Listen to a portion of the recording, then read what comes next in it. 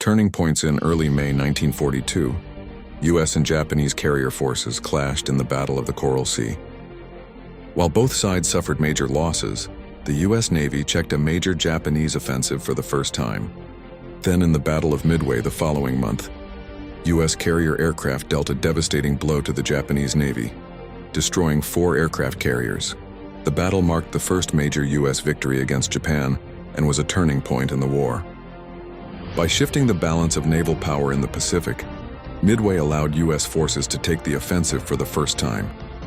The Allies soon set their sights on Guadalcanal in the Solomon Islands and on New Guinea.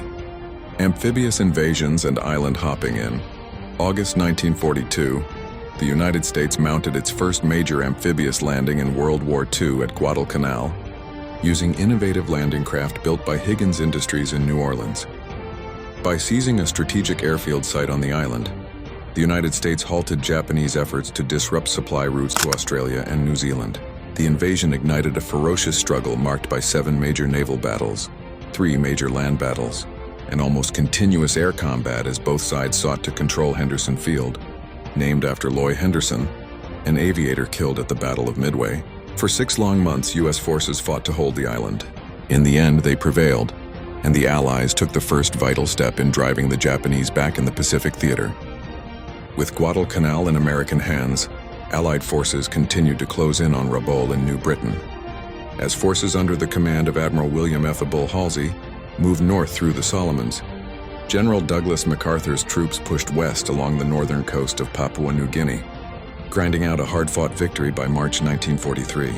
But rather than follow this success with a risky invasion of the heavily defended Rabaul, American military planners hatched an ingenious plan.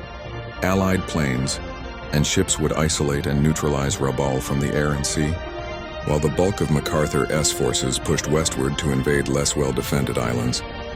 This practice, skipping over heavily fortified islands in order to seize lightly defended locations that could support the next advance, became known as island hopping.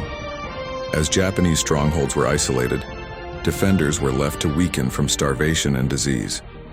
This new strategy turned the vast Pacific distances into an American ally, and the United States used it to leapfrog across the Pacific,